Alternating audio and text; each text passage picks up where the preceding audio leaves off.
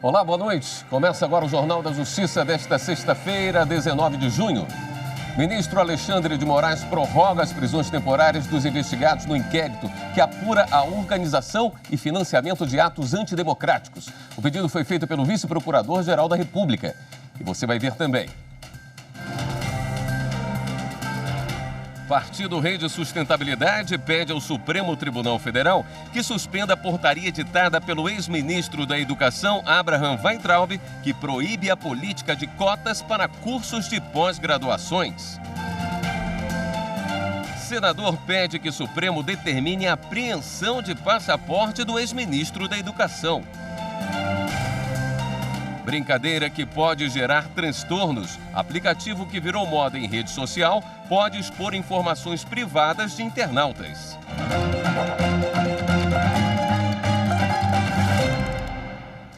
O Supremo Tribunal Federal prorrogou por mais 5 dias as prisões temporárias dos 6 investigados no inquérito que apura a organização e o financiamento de atos antidemocráticos. O ministro Alexandre de Moraes atendeu o pedido feito pelo vice-procurador da República, Humberto Jacques de Medeiros.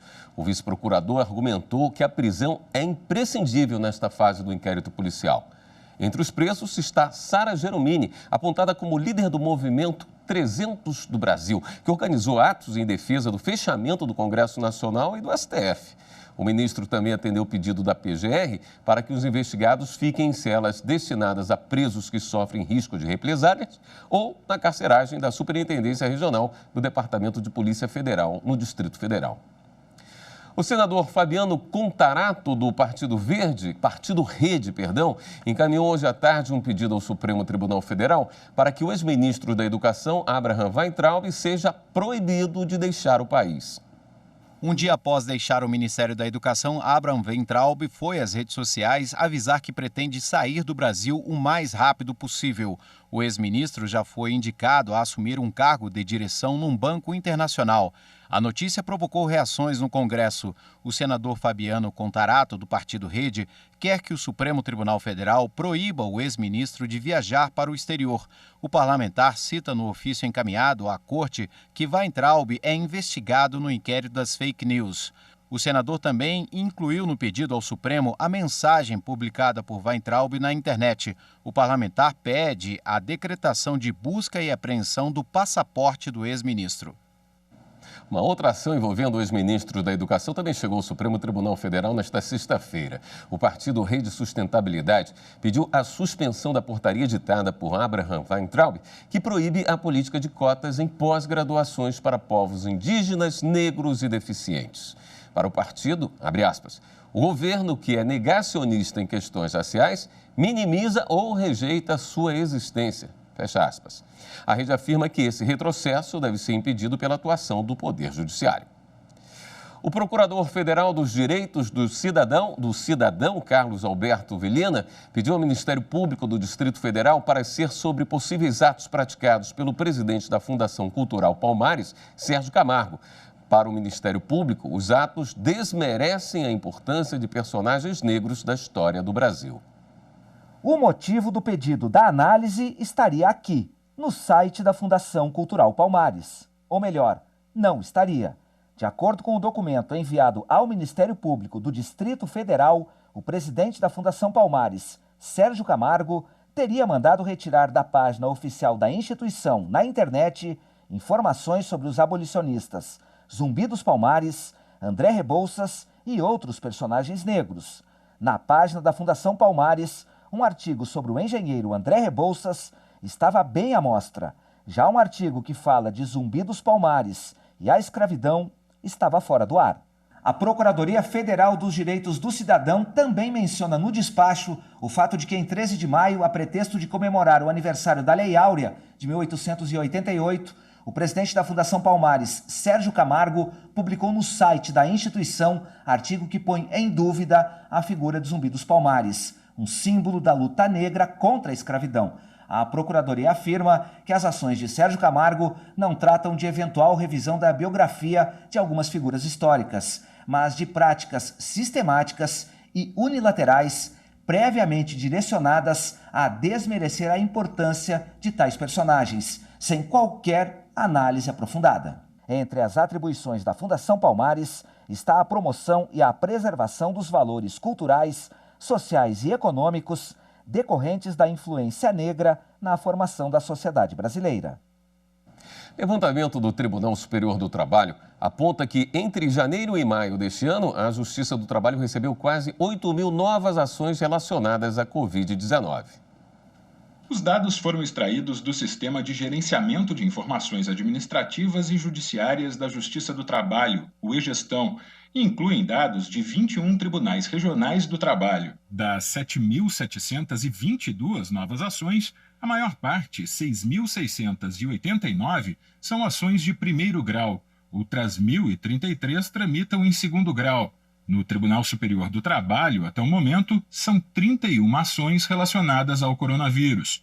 A maioria dos casos se refere às verbas rescisórias e ao pagamento do Fundo de Garantia do Tempo de Serviço, o FGTS. No caso específico das ações de segundo grau, também se destacam casos sobre tutelas cautelares e mandados de segurança.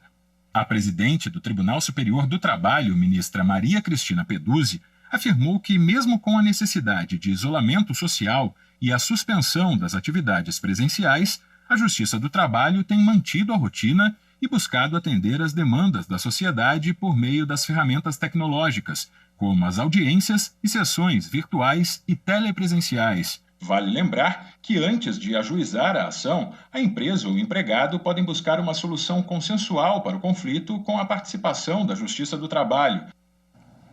A Força-Tarefa do Ministério Público do Distrito Federal e Territórios, instituída para o acompanhamento das medidas de enfrentamento à Covid-19, encaminhou ofício à Federação de Futebol do Distrito Federal, em que pede que as atividades esportivas ainda não sejam retomadas.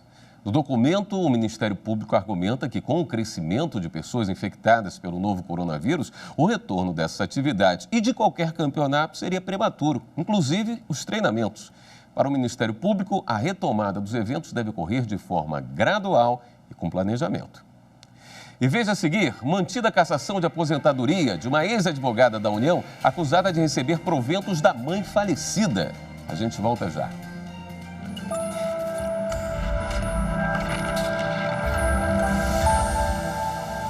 Nós temos o direito à cidadania, nós temos a democracia a nosso favor. Então saibamos utilizar com sabedoria todo o poder que nós temos dado a nós pela nossa Constituição Cidadã. E viva a democracia!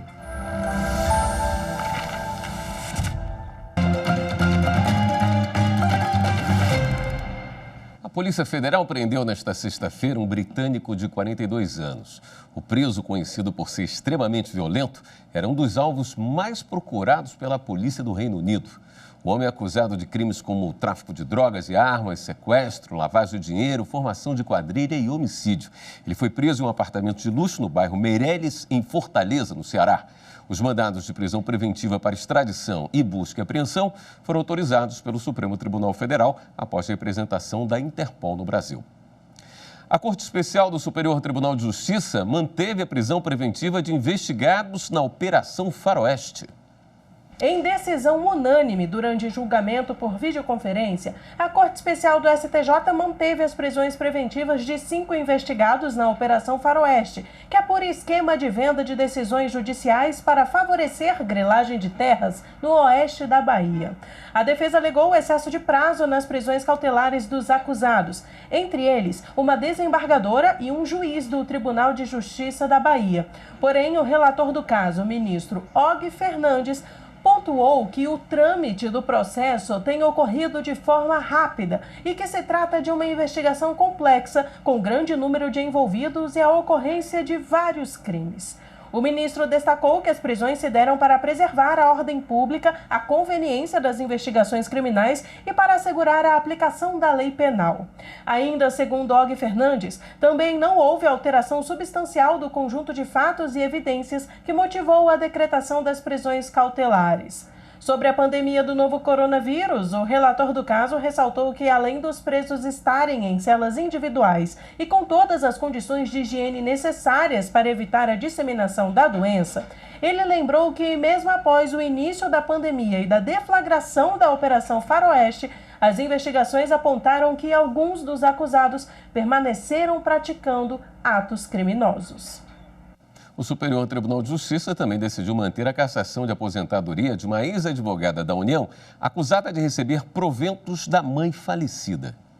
De acordo com o processo, da morte da mãe em 1994 até 2006, a filha recebeu indevidamente quase R$400 mil.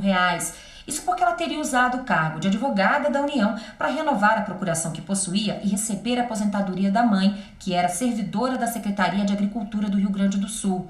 Após denúncia anônima, um processo administrativo disciplinar foi aberto e a servidora já aposentada teve o próprio benefício cassado.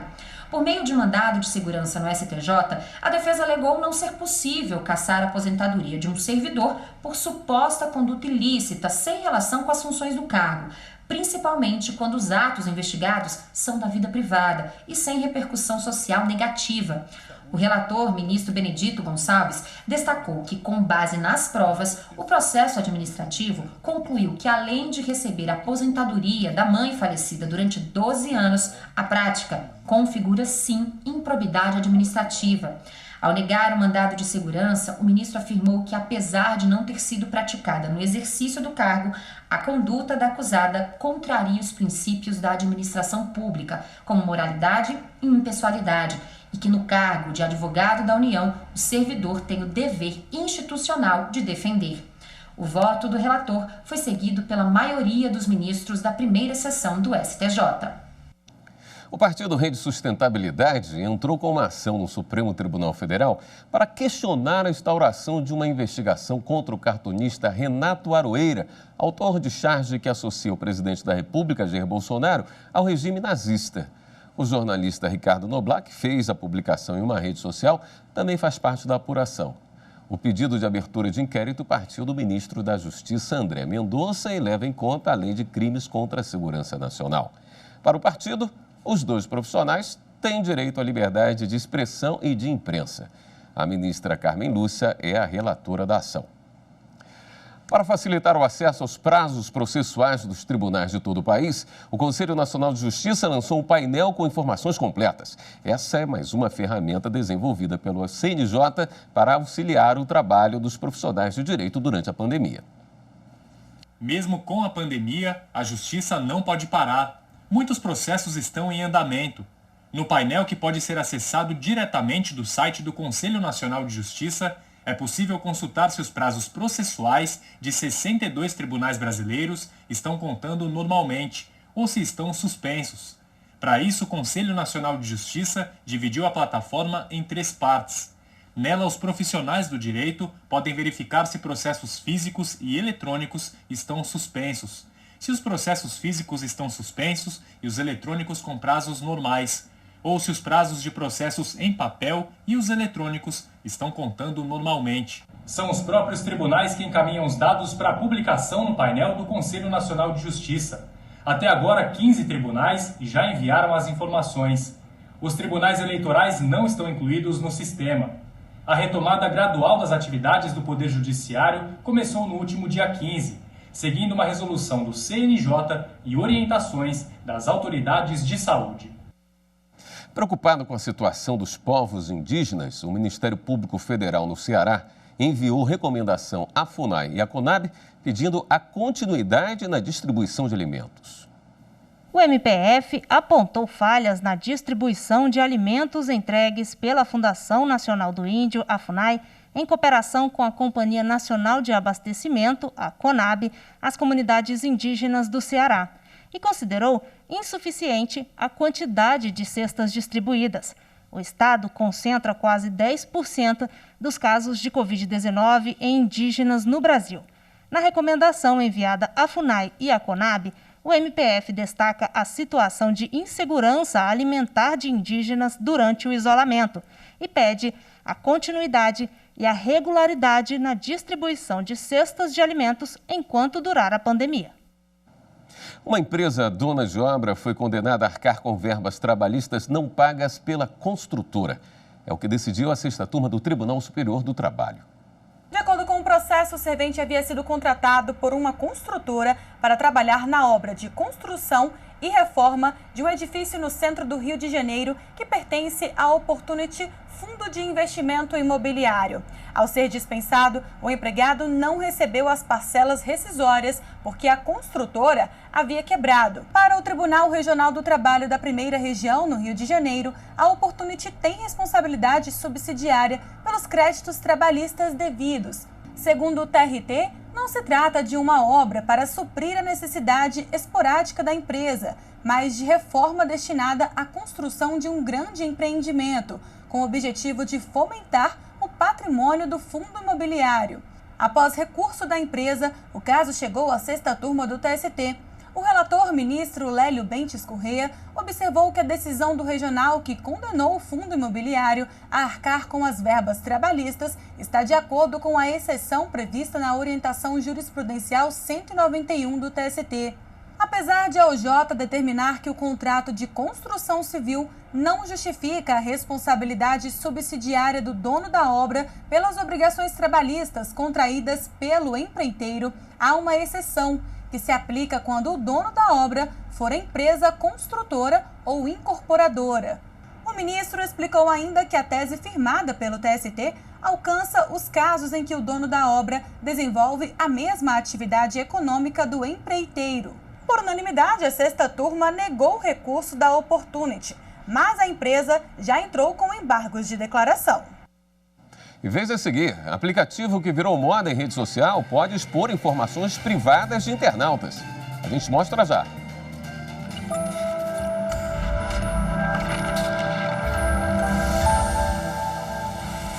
A Constituição Federal direciona as ações da sociedade e do poder público na garantia da realização de direitos a todos os cidadãos.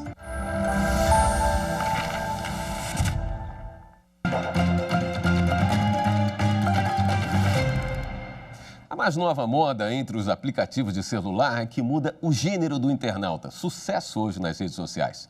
Pouca gente, no entanto, se dá conta de que muitas informações do usuário ficam à disposição desses aplicativos. Você já imaginou como seria seu rosto se fosse do sexo oposto? Essa é a mais nova febre das redes sociais e ganhou até os famosos. Olha aí como ficaram a apresentadora Maísa e os atores Márcio Garcia e Selton Mello. Já teve essa brincadeira também de se imaginar mais velho? Para entrar nessa, o internauta baixa um aplicativo no celular.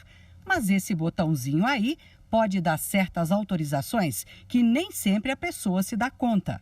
Depois de ver alguns amigos com problemas de vazamento de dados do celular, o personal trainer Rodrigo Andrade aprendeu que é preciso ter cuidado na hora de instalar aplicativos. A gente baixa sem nenhuma preocupação, sem saber o que eles podem fazer com os seus dados do celular, né? Suas fotos, seus contatos, CPF. A maioria das pessoas dos aplicativos sempre pede um e-mail, nome completo, telefone, localização, permissão para usar os seus dados, 24 horas, sem a gente saber. É uma total falta de respeito. E quem garante que ao instalar o aplicativo suas informações não serão compartilhadas com terceiros? A empresária Iraciara Gonçalves admite que não presta muita atenção nos termos de privacidade. Eu não tenho o hábito de baixar os aplicativos, mas quando eu baixo um aplicativo, eu vou pela indicação do link dos meus amigos. A Lei Geral de Proteção de Dados prevê que, mesmo que a empresa seja estrangeira, deve proteger os dados do consumidor ou usuário. Mesmo que a empresa que faça o tratamento de dados, que guardem as nossas informações, estejam em outro país, devem obedecer à legislação a partir do momento que manuseiam, que fazem o tratamento, que adquirem, que armazenam dados pessoais de brasileiros. Esta semana, a ministra Carmen Lúcia, do Supremo Tribunal Federal, conheceu o planejamento para a obra da nova sede do Judiciário em Espinosa, no norte de Minas Gerais.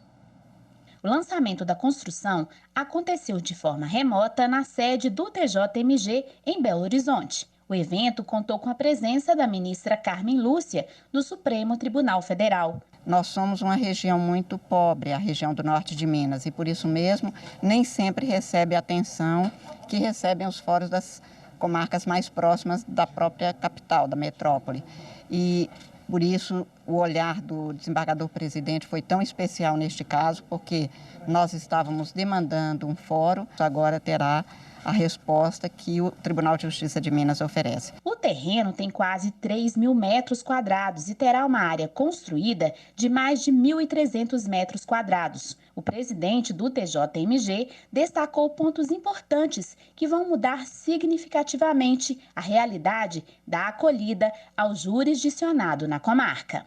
O Fórum de Espinosa, ele está plenamente adaptado às regras do CNJ. Será um fórum que terá ar-condicionado central, teremos também energia solar, enfim, condições de acessibilidade.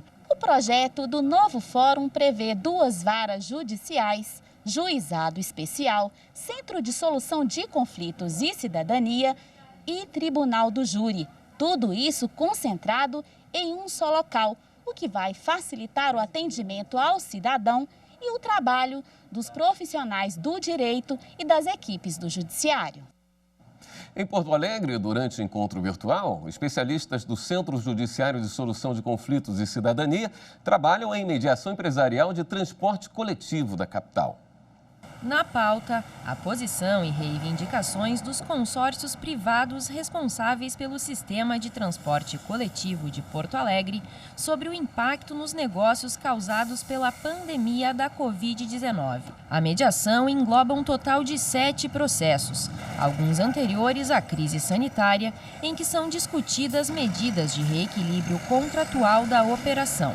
A iniciativa é um projeto piloto do Judiciário Gaúcho para colaborar na solução de conflitos decorrentes da crise econômica atual, que se ampliou em razão da pandemia e da redução das atividades comerciais e da circulação de pessoas. Numa época como a que estamos vivendo, de grave crise econômica, em função das restrições administrativas impostas pela pandemia do coronavírus, cresce de importância a busca de soluções negociadas pela conciliação e pela mediação. Não só porque é um procedimento mais ágil, de menor custo e que permite encontrar uma solução mais rápida e que efetivamente possa atender o interesse de todas as partes envolvidas. O programa Justiça Comunitária do Poder Judiciário Mato-Grossense leva solidariedade e esperança para quem mais precisa nesse período de pandemia. E tem feito a diferença na vida de muitas pessoas na região do Pantanal. Cestas básicas, kits de higiene e ovos de chocolate distribuídos a moradores de comunidades ribeirinhas de Santo Antônio de Levergé. Alívio e um pouquinho de alegria nesse momento difícil provocado pela Covid-19. Com essa pandemia, essas famílias têm dificuldade de se deslocarem até a cidade para comprar os seus mantimentos. Então, estas cestas e esses kits chegaram na hora certa aqui para essas famílias carentes. Então, a gente está agradecendo de coração. Mais uma ação de solidariedade e cidadania da Justiça Comunitária do Poder Judiciário de Mato Grosso. Nesses dias, já fizemos em situações pontuais, obedecendo à Organização Mundial de Saúde, às portarias do Tribunal de Justiça, mantendo distância, não aglomerações de pessoas, uso de máscara e gel. E o trabalho da equipe vai continuar.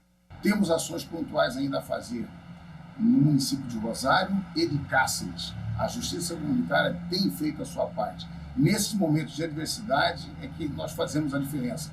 Contamos aqui todos os juízes da Justiça Comunitária a fazerem também ações efetivas para que nós possamos dar uma resposta à sociedade à altura do que é o Poder Judiciário. O Jornal da Justiça fica por aqui. Um ótimo final de semana para você. Até segunda.